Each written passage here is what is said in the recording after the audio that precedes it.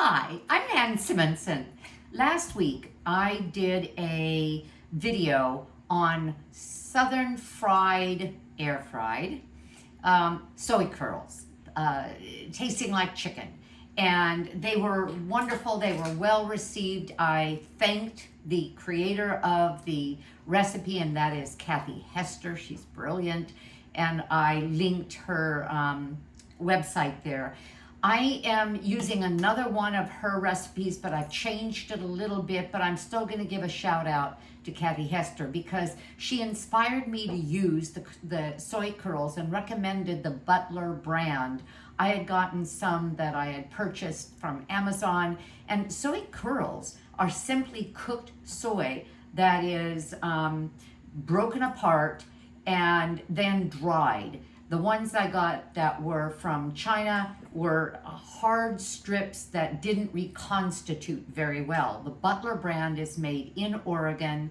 They are non-GMO. It's a healthy, nutritious brand in that they don't use any chemicals. It is gluten-free. And I like them a lot. And I bought them on Amazon. Somebody else recommended another source, and I'll link that into my video as well. Okay, they look like this. The ones that I got from China were all uniform, like, sort of like logs. These kind of look like you would expect bits of, well, let's say chicken, which I am whole food plant-based, haven't had any meat like that in, oh gosh, going on 5 years now. And this is an 8-ounce bag that when reconstituted will be about 2.5 pounds. So I'm doing twice her recipe because I like leftovers, I like to have a lot of food around, and I want to see what it's like to use this entire bag, and I'll be cooking in a big pan. So I'm putting them in here because I need to reconstitute them. In the southern fried chicken recipe, not really fried, they were coated with a cornmeal crumble, and they were first reconstituted by pouring boiling water over them, and they plumped up within 10 to 15 minutes. In this case, I'm putting water and some other flavorings in them, and it will take them maybe a little longer to plump up. And then we're going to be cooking them and serving them with vegetables. And I've kind of taken a couple of recipes I found online and combined them, but this is pretty much Kathy Hester's sauce. So I'm beginning, and again, I'm doubling what her recipe is in most cases. I'm putting in water, and I'm going to be adding, oh, I'm sorry, I didn't grab something I meant to grab. There. I'm starting with water, and this is, it's called General Tso's, T-S-O, Tso's soy curls. And if you go online looking for soy curls and this kind of treatment, you'll see a number of recipes. They are rather sweet. This is like going to an Asian restaurant and getting a sweet treat, usually deep fried, like the orange chicken, these deep fried crunchy meats, and then these very sweet sauces. Well, I don't do sugar and I don't do oil. We've got no oil in this. But I do things like date syrup, which is dates ground up, strained, or I guess these are strained, or it might just be whirled to the degree in a blender type thing, that they are completely as smooth as can be. But either way, it's more of a whole food. So I'm putting in, and the recipe will show quantities based on possibly my doubling it, but I'll decide when I make this and see how much it adapts to regular cookware and the size of cookware. And then I'm putting in tamari soy sauce. Why tamari? Well, I use tamari because it's gluten-free. You can get regular soy sauce. I would look for organic. This is organic. This is also 25% less sodium, but it's more pricey than it would have been if it were well, a less expensive brand, let me put it that way. This is hoisin sauce, and I stopped using it. First of all, it's a sweeter sauce. It uses molasses, some sugar. It uses a lot of flavorings. This one, because it's gluten-free, doesn't use wheat to thicken it, and lots of savory flavors. I like it a lot. I hadn't bought it or used it in any recipes for a long time because I didn't know that I could find a gluten-free one, and this is by Sanjay. The company's been around since the 1800s. And I'm putting in a few tablespoons of the hoisin sauce. I doubled the amount of liquid, and I'm not sure I'm gonna need to use all of this. Kathy also uses nutritional yeast for the flavor. And I buy my nutritional yeast either from Bragg's, or actually I keep it in my big storage container, big Tupperware storage container, because I buy it in this quantity. It's less expensive if I get it from Amazon this way, and I need to use the non-fortified. Why? Because some of us with a gene mutation called MTHFR, gene mutation, can't use a lot of fortified foods because they're fortified with folic acid. And folic acid doesn't get broken down in our systems to folate, which is the natural form. Folic acid is manufactured. You can get it, most nutritional yeast will be fortified, which is a good thing, even though some people think then you're getting too much of a good thing, the B vitamins and some other things. But I usually just keep it in a little jar like this because I put it on lots of things. When we steam vegetables, I sprinkle it over. When I have my savory oats in the morning with greens and oat groats and quinoa and miso paste and dulse over it, and shiitake mushrooms. It's really savory. I have nutritional yeast as well as ground flax and chia. So we've got some nutritional yeast. We have rice vinegar. You'll see something called seasoned rice vinegar. That means they've added salt and they've added sugar. Well, there's enough sweetness in here. So this is organic rice vinegar. Throw that in. And then she called for tomato paste. And I like that because that's going to give it some thickness and some richness. And I put this out to talk about that because when I buy a can of tomato paste, seldom do I need the whole thing unless I'm making a big bowl of marinara or something like that. And yet I like having tomato paste around. So these this is from Tovolo brand. And it's an ice cube tray, but it's 2 tablespoons. So I freeze things like lime juice in 2 tablespoon portions, lemon juice. I freeze tomato paste in 2 tablespoon portions. Now this is defrosted, so I don't know that I can show you. Well, I guess I can. And therefore I have it ready for a recipe like this. If I just needed a tablespoon, then I would have just used half of it and thrown it into anything. Tomato paste can go in just a simple soup. So there's a thought. I also peel a lot of garlic at once. I even have a video showing my little gadget that I chop it with, a Tupperware gadget. So I have, 6 cloves of garlic here. And this is another thing that this isn't my creation, but this little cube is something that Trader Joe's sells, and that is 20 cubes, a good price too, a couple of dollars, of grated ginger. And I have my ginger, I wash it in advance and I don't peel it, I just don't get around to that. And I use this grater and I grate it, for example, in my morning savory oats because I got the shiitake mushroom, and grated ginger is healthy and it's a nice addition to the turmeric I also add, but I didn't want to do that, so I just put in a couple of those cubes for the 2 teaspoons I needed to add. Now, one of the things the recipe calls for is sesame oil.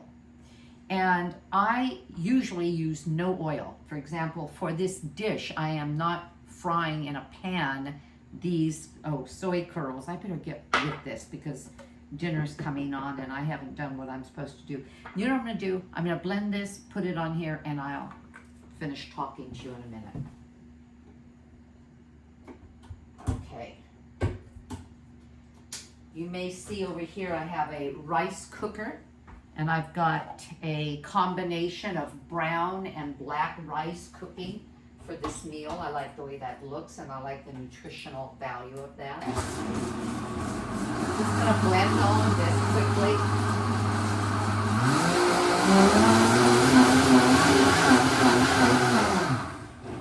Okay, I've gotten it emulsified, and let's get it over these soy curls. Now, her recipe calls for marinating the soy curls in this savory mixture, but saving about a half a cup of it to put into the pan with some cornstarch, and the cornstarch is already here. And this glass container is a little more than a half a cup, so I want to make sure I have lots of sauce, because when it's all finished and I have the sauce cooking, I want to make sure I have plenty of sauce just in case. And if I'm short here, I'm just going to add a little bit of water. So let's get this in here. The smell of this is marvelous. It's very Asian, of course, with these ingredients, but it smells very authentic already. And what's going to happen is that this is going to be kind of a sticky, thick, oh darn, down at the bottom here is my date paste. That was one of the reasons I blended it a little longer than seemed to make sense, because it was down at the bottom, but it still is. So I'm not going to worry about that, or I'll deal with it later. Okay, I got most of it. So I'm going to mix this. We want to get all bits. And this is going to sit for at least 15 minutes. I could have put it in the refrigerator and let it marinate 20-30 minutes, but I'm gonna just let this do what it's doing right now. And I'll stir it up a little more. I want to make sure that all of the soy becomes rehydrated. In the previous brand that I bought, the center in some of those log-shaped pieces never really rehydrated, even though for that I used boiling water. So I do like the Butler brand, and I'll link the location of one of my viewers on my channel sent me a link to, or a recommendation for a wholesaler that sells a lot of organic things, and so I put that in there. And I'm not familiar with them, but I did right away order. I just haven't gotten that order yet. So what I was saying about the oil is I don't use oil because I don't see the point. Most oils are very processed, and they are so high in omega-6s, and those of us who are whole food plant-based want a much higher protein, much higher ratio of omega-3s so that we can get a better balance. Most Americans have no balance at all between 3 and 6s, because 6s are in all oils, and they're in all processed foods, because processed foods have so many oils and refined grains and things. And so I just leave those processed oils alone so I can get the 3s that I want, the omega-3 fatty acids from things like chia and flax and things like walnuts. And greens, our greens give it to us. But when it comes to Asian food, this is only a teaspoon and a half. I'll use a toasted sesame oil because the flavor is so nice. I could have just used tahini, which I would put in a little bit later, but that's not toasty, and so that's my rationale. I may put in a little bit more water in this. We'll see, because it's starting to grow out of this, and all of this is going to be thickened up anyway, and the flavor is very rich and rich enough. So I'll be back to you in just a bit when I've moved over to my stove, and I'm going to make it just before we sit down and eat dinner. So see you in a bit. I'm back. Okay, I'm here at my stove. I have my large, this is called a scan pan. It's a non-stick stainless steel, heavy bottom, Danish company that produces these pans. But there are things like All-Clad that you can get some really safe non-stick, and this one's a large one. Because these have a sauce on them and a bit of a sticky sauce, I'm going to do something that I do, although, as I say, I don't use oil. I'm not cooking with volumes of oil. This is avocado oil because it has a high smoke point. Olive oil smokes at 375. When it smokes, it means it's breaking down. And I simply rub it on the pan, and it gives it a slick surface that this won't stick to. And I'm about to dump these in. I've got it on high. What I want to do, and this is what it looks like. Look, doesn't that look like marinated chicken strips? And you might think, man, why do you want it to taste like or look like chicken? Well, it is a texture that is very enjoyable. We like to have a texture that's chewy, and for some, this might be the transitional piece that would get them to be willing to go to a whole food plant-based diet, because this is a whole food soy, minimally processed, because nothing is added and nothing is taken away in this process. So let's see, what will I use? Oh, I want to tell you what I did. Let me do this, because you might think, wait a minute, man, you're missing something here, and indeed I am. So,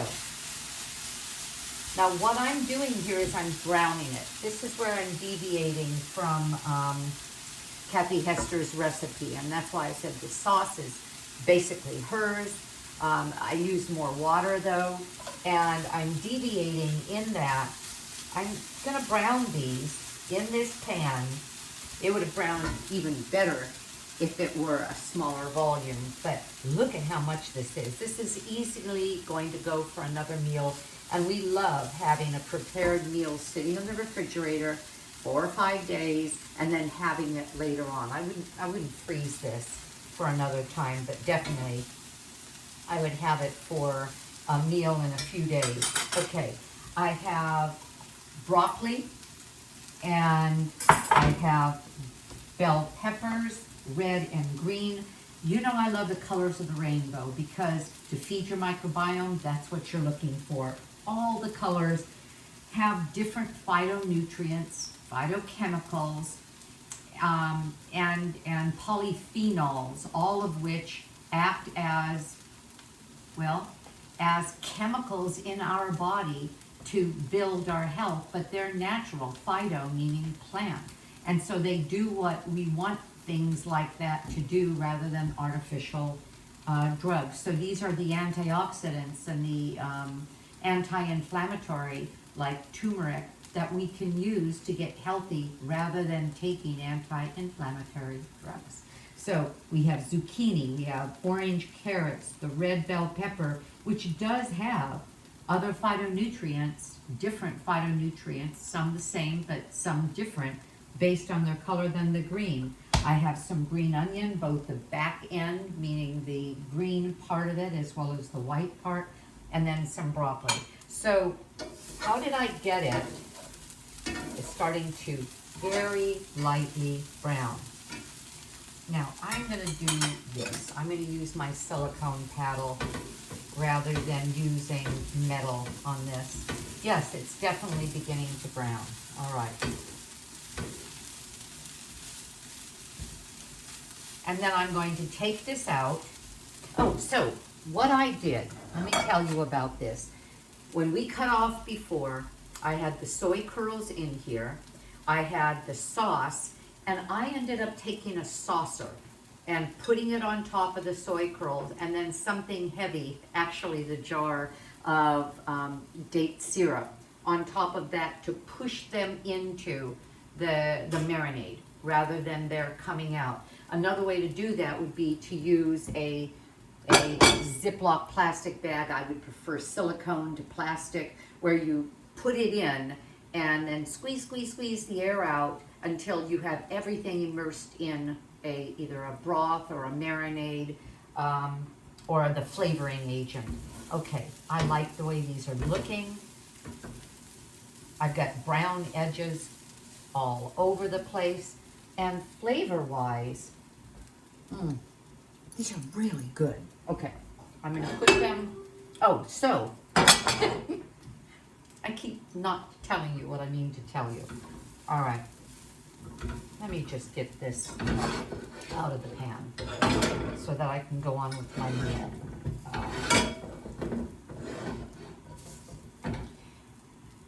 So I used this slotted spatula. Well, it's not even a spatula. It's a stirring spoon. I'm going to put this much lower because I'm about to throw in the vegetables, and then we're going to steam them in their broth. Okay, this is very, very hot, and I'm at an awkward angle. So, boys and girls, don't do this at home. There we go. Isn't that nice? And you're gonna find that when you buy soy curls, you have teeny little bits. Oh, this is fun. Look. See, it's stuck on the outside. You have teeny little bits and you have big bits, but that's fine too. I had somebody write me and tell me with her soy curls, she opens the bags and separates into bigger pieces and small pieces. She used the small pieces for something that she would want to emulate, a ground beef or a ground or finely chopped chicken, maybe a chili, and then the larger pieces for things like maybe a finger food. So you could do that too. Okay, now I'm going to put the vegetables in this hot pan. I'm going to use some of the onions, not all, especially the white to start with and a little of the green, because this makes a really nice garnish. And then I'm going to put in broccoli. And what I had done after I put that plate down to hold it down 15, 20 minutes, I used this to pull them out. You can even see they're still in here, some of them. Do this, and then put them in the bowl you saw them in. Okay. So now, I'm pouring this marinade over the veggies. And what happens with this marinade is it gets thicker. I'm going to put it lower because I don't want it to get thicker yet. And remember, I still have a half a cup that already has the cornstarch in it. All right, so I'm going to steam this. You know what I'm going to do? Excuse me for a minute.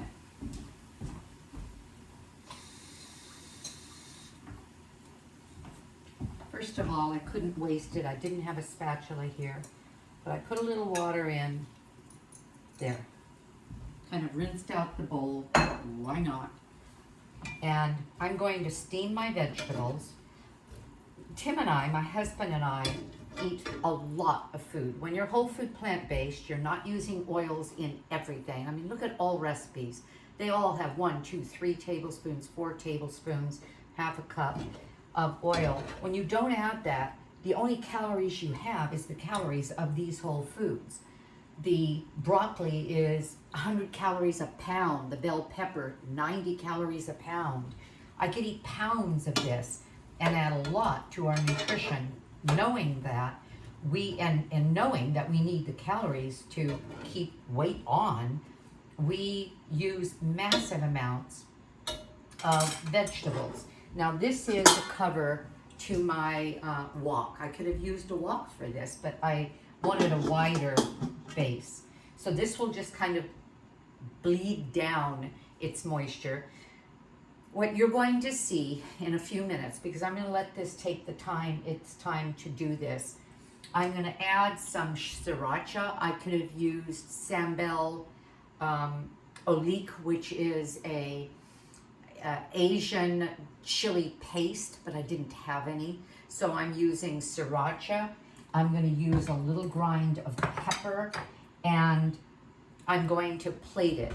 I'll let this steam just a bit, and then I'll bring you back on to show you the finished product. My rice is finished, so I can't wait for this meal. It's going to be wonderful. And I'll share the look of it, or the presentation of it, with you. I'm looking for my on and off button, and I can't find it. Hello, it's finished. Let me show you what I've done. First of all, our delicious sauced meat, I'll call it substitute, that is unlike what you find when you're getting fake meats, which are the soy isolates. This is soy, just broken up and dried up. So we have soy curls that now have been sauced. I put the cornstarch blend marinade in here, and you can see how thick it is. I also have the steamed vegetables. I could have steamed them in the sauce as I did to give them more flavor, or I could have steamed them and just had them laid out without any sauce. I like the idea of the sauce on them. So I'm going to show you what I'm going to create here. Can you see? Here you go. All right. I have the vegetables, and remember what I had: bell peppers, broccoli, carrot, green onion, zucchini, and remember what I was making off to the side? I have a big pot of beautiful brown rice with black rice, the lotus rice, and then I have this delicious, where do I want to put it? Right on the veggies.